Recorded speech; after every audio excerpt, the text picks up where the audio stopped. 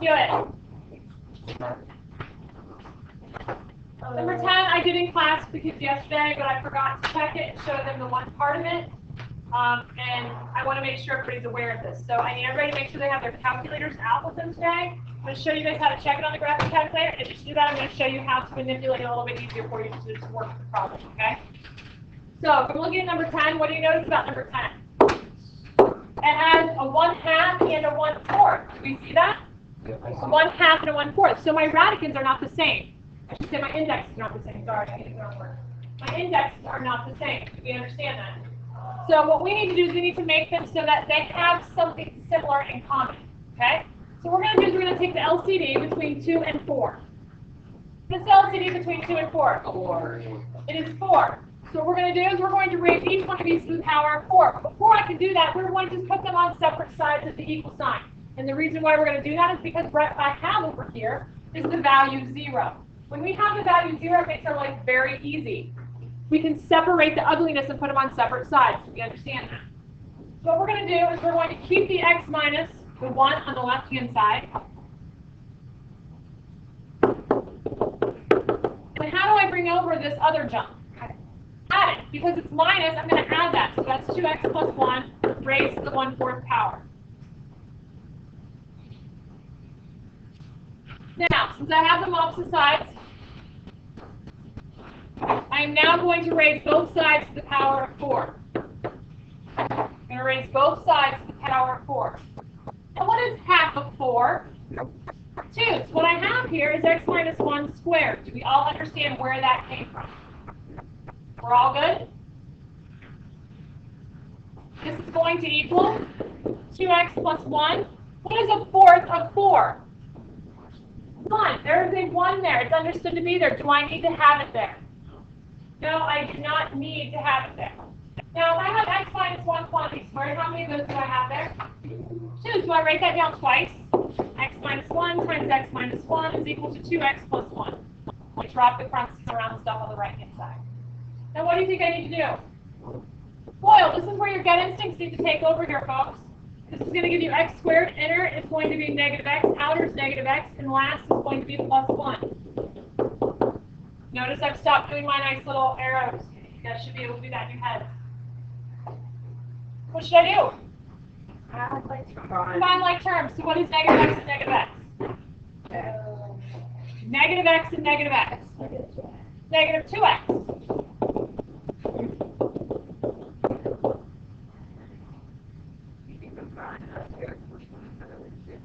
So I need to set this thing equal to what? I need to set this thing equal to 0, which means what do I do?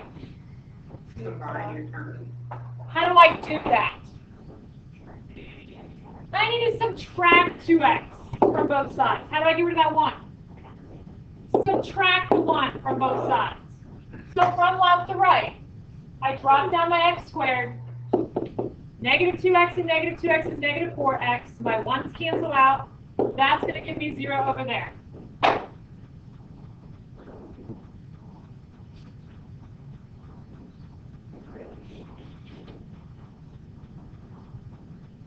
I'm back to the 2 binomial.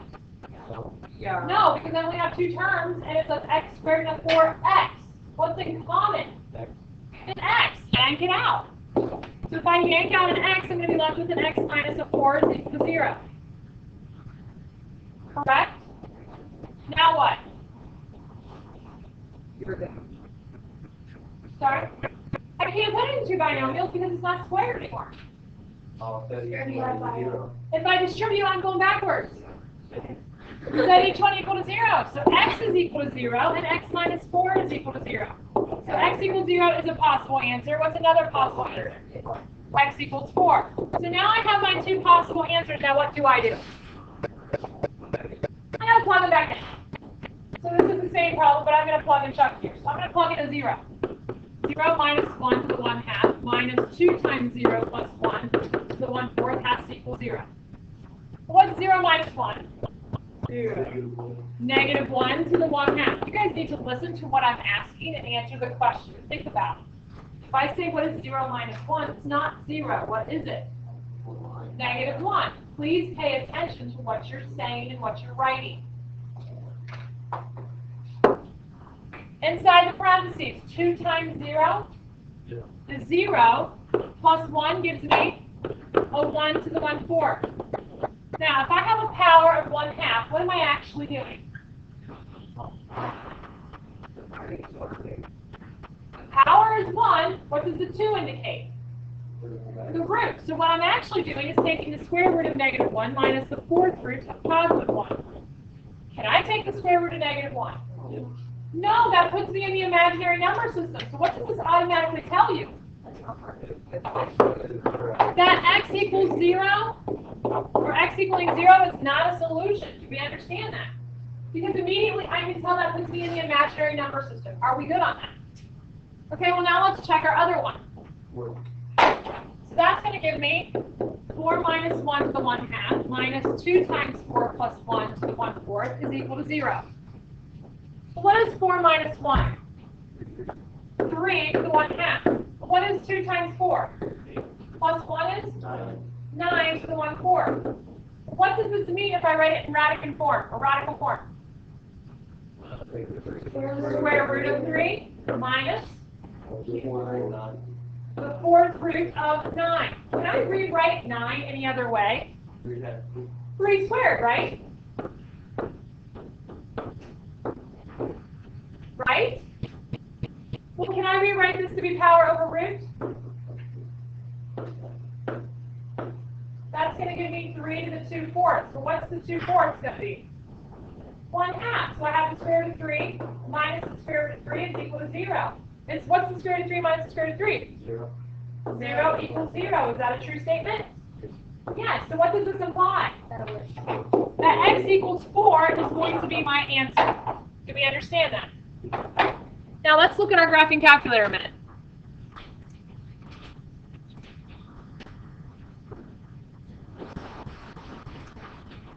So if I pull my graphing calculator over here, I need a new document. That new document is going to be a calculator page. Is everybody with me? I'm going to show you a couple ways that you can check the graphing calculator to make sure that you're doing things accurately. There's a lot of work involved with this, right? So let's make sure we're doing them right. So I'm going to show you 2 methods.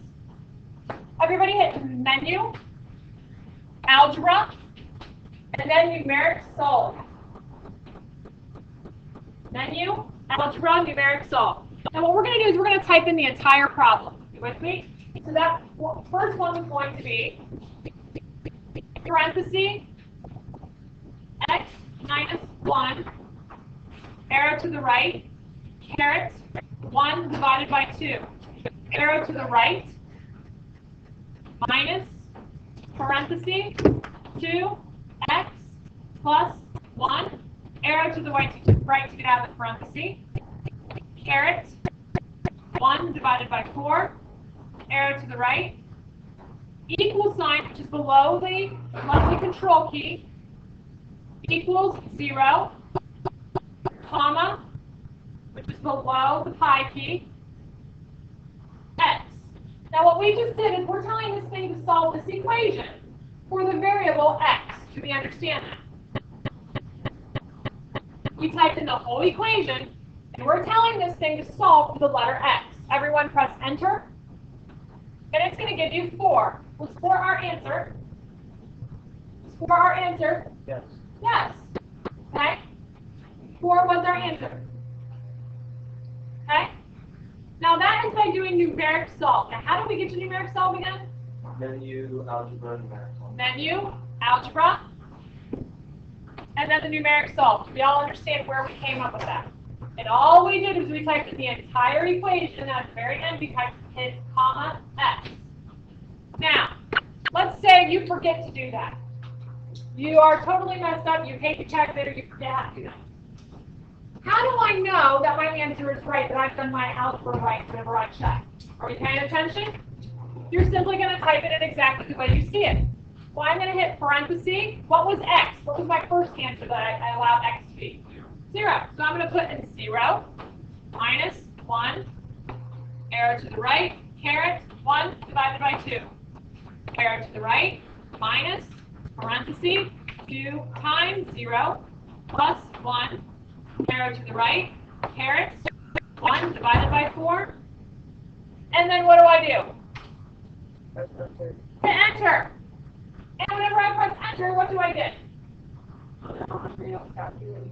Was it a real calculation when we did it? No, we saw that it came up with -1, which gave me an imaginary number. So is this accurate? Yes, it's saying, okay, it's not a real calculation. Since it's not a real calculation, and I'm in a real number system, can that be a solution? No. So now, I'm not going to retype all of that. You know what I'm going to do? I'm going to arrow up twice, and I'm going to hit enter. I arrowed up twice, highlighted what I wanted, and I hit enter. And now I'm going to replace all those zeros with what? 4.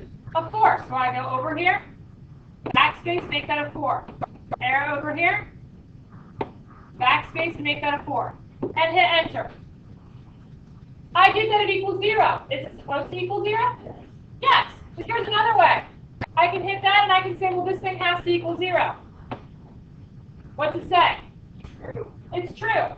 Since it's true, then what do I know? That 0 equals 0, which means if 0 equals 0, that meant x was 4, which means that is a solution. Do we all understand that? Do we understand how the calculator can help you check your work much easier? Yes. We good? Okay.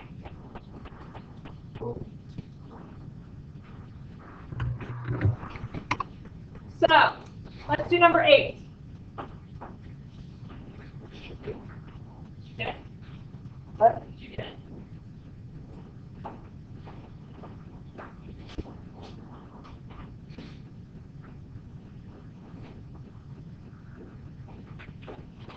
Okay, now what do I do here?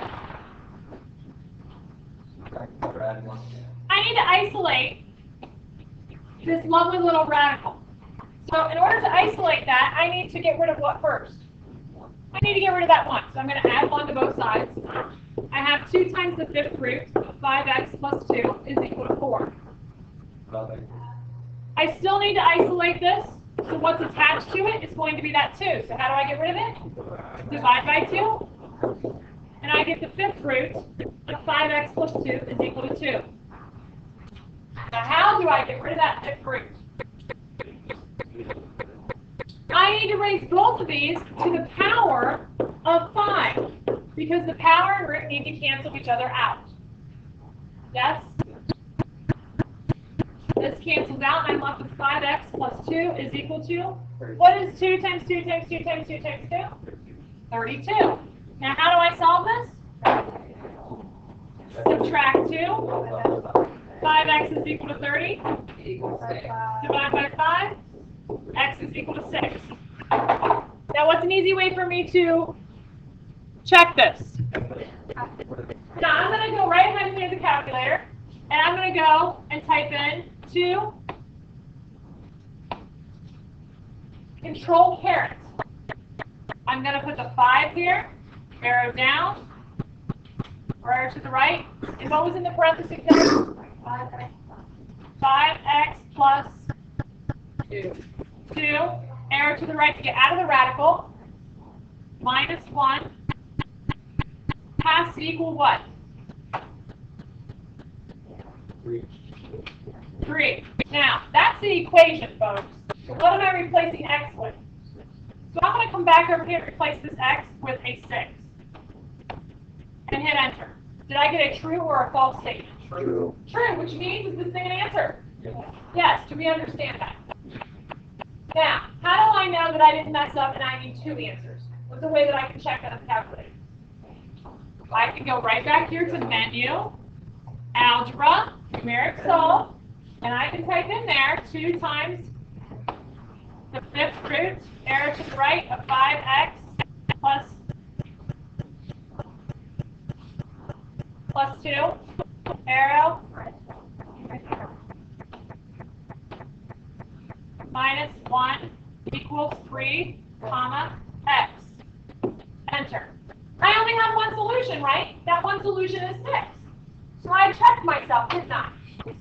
Do we all understand that not only is my work algebraically correct, but I've checked it on the calculator more than one way? Do we all understand that? Okay, excellent. Now, number 4.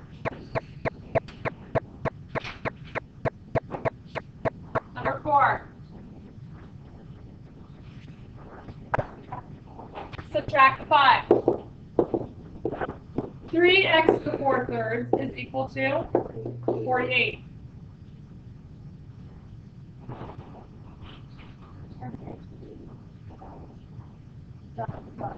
I divide by 3. Why do you have to divide by 3? The x. Because the exponent on the 3 has a 1. It doesn't have the power of 4/3. Do not confuse yourself on that. You understand that? Which means I can divide by 3 here. So if I divide both sides by 3, I get x raised to the 4/3 is equal to 16. Now what do I do? Raise it to the power Raise it to the power of what? 4/3. It is 4/3, so I need the reciprocal, which is 3/4. Now, my power is 4. That power of 4 turns into a root of 4 whenever I multiply, right? What does that imply? They will cancel each other, you're right, but what's the very, very important thing that we're missing? Can I take an even root of a negative number? No, so how do I guarantee that value will never be negative? I have to have the absolute value of x is equal to the 4th root of 16 and then cube. Why did I take the 4th root of 16 first rather than cubing it? We always want to go smaller first rather than bigger. Do we all understand that? What is the 4th root of 16? And what is 2 cubed? So now, how do I do the absolute value of x is equal to 8? I have case 1, which is x is equal to 8, and case 2, which is negative x is equal to 8, to give me x is equal to negative 8. Am I done? What am I forced to do? Now, if you would not have done absolute value, would you have gotten the negative 8 as your answer? No. No. So I'm going to go back over to my calculator. And I'm going to do menu, algebra, numeric solve. And I'm going to type in the problem. The problem was 3x caret 4 divided by 3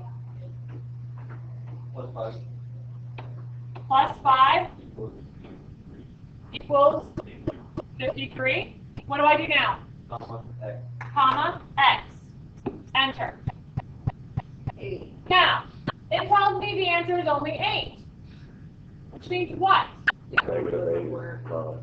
It's a possibility. So what do I need to do to prove that the calculator may have had a mistake? I need to go ahead and I'm going to plug this in. So I'm going to do 3 times parenthesis negative 8 caret 4 divided by 3 arrow to the right plus 5 equals 53. Enter. It's true, isn't it? So did the numeric solve get it right whenever we entered it in like that? No. It didn't give me that negative 8 was the answer. So don't count yourself wrong. Check yourself both ways. So I'm going to arrow back up here. I'm going to grab this and I'm going to take off that negative. And I'm going to make that just a positive. And hit enter. And that gives me also a true statement. So my two answers of 8 and negative 8 are correct, if you understand that. Are we good on that? The reason why the negative 8 works is because you're taking the cube root of it. Can you take the cube root of a negative number? Yeah. Yes, you may. I want to do one more problem with you. And it's not an even problem, it is actually an odd problem.